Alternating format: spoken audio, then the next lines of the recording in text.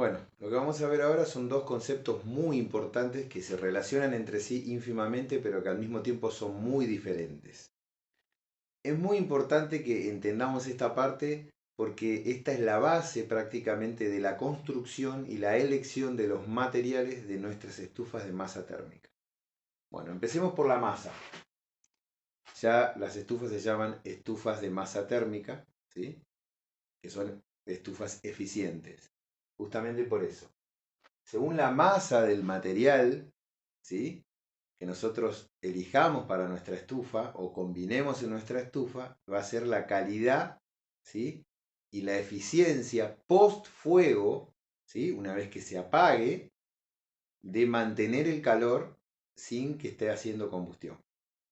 Entonces, tenemos dos conceptos claros: masa térmica e inercia térmica. Las dos tienen que ver con la termicidad, ¿sí? En eso se unen, digamos, ¿no? Pero en sí son conceptos diferentes, pero que dependen uno del otro.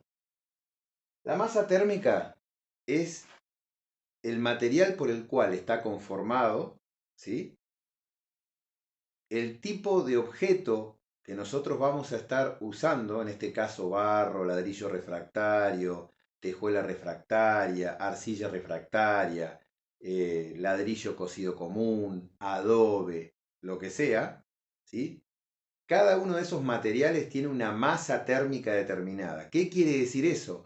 Que cada uno tiene una capacidad determinada de absorber energía térmica o calor, ¿sí? Como una pila.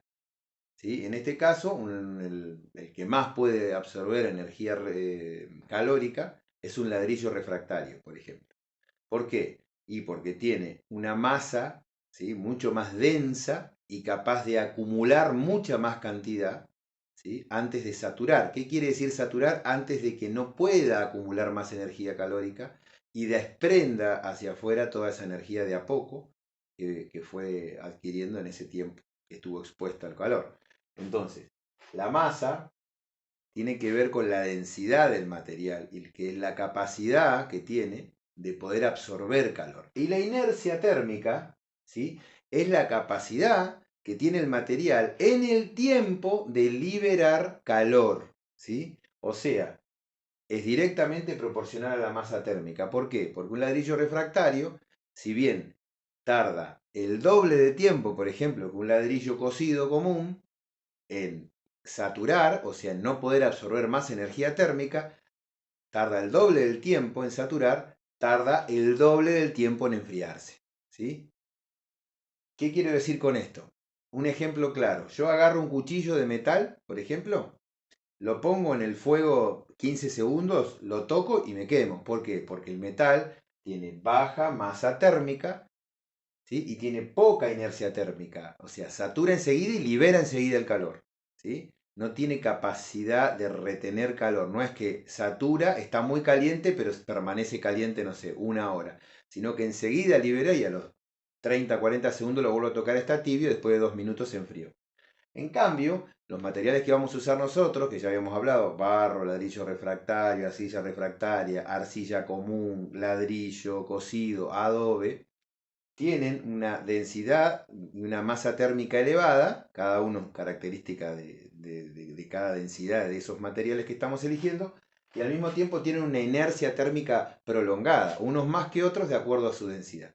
Entonces, según lo que yo necesito, es lo que voy a estar eligiendo con estos dos conceptos, ¿sí? Por ejemplo, si yo tengo una parrilla, este es un ejemplo que doy siempre, si yo tengo una parrilla en mi casa y quiero hacer asado o cualquier comida los domingos, no conociendo la diferencia entre masa e inercia térmica, ¿sí? Y cómo actúan en el tiempo, ¿es una buena elección forrar toda la parrilla donde va a ir el fuego y las brasas con tejuelas o ladrillos refractarios? No. ¿Por qué? Porque la tejuela o el ladrillo refractario tarda bastante tiempo en saturar, por lo tanto es como una esponja de calor. Y lo que va a estar haciendo yo como mucho el asado o la comida la tengo lista en 2 horas y quizás el ladrillo refractario en 2 horas no saturó. Entonces lo único que estuvo haciendo es absorber energía calórica de mi fuego o de mis brasas y quitándosela a la comida. Por lo tanto, a la larga, ¿sí? Voy a estar gastando más cantidad de combustible, como habíamos visto en el video anterior, que si tuviera, por ejemplo, forrada en ladrillos comunes que saturan más rápido. En cambio, si yo tengo una parrilla, o sea, soy parrillero y tengo la parrilla prendida y usándola y vendiendo comidas durante 6, 7, 8 horas al día, entonces sí me conviene un material con alta masa e inercia térmica como el ladrillo refractario, porque una vez que sature a las 2 o 3 horas, entonces voy a gastar mucha menos cantidad de combustible porque ya el mismo ladrillo va a estar cocinando la comida. Entonces, en ese ejemplo, lo que yo quiero explicar es que teniendo claro el concepto de masa, inercia térmica y lo que significa la capacidad de absorber energía calórica y la capacidad de tener que tiene cada material de entregarla en el tiempo más o menos, es lo que yo voy a estar eligiendo.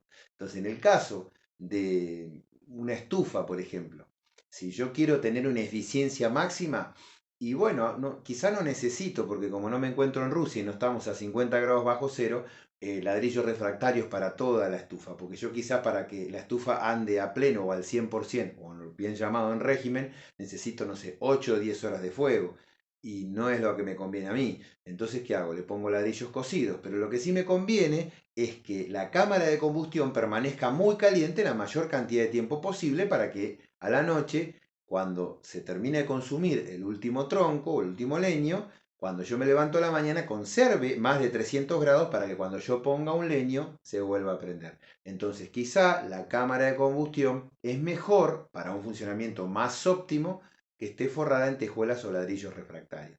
Entonces ese manejo en estos conceptos nos ayuda a lograr estufas más o menos eficientes y también que tenga que ver con la necesidad del cliente o nuestra propia necesidad.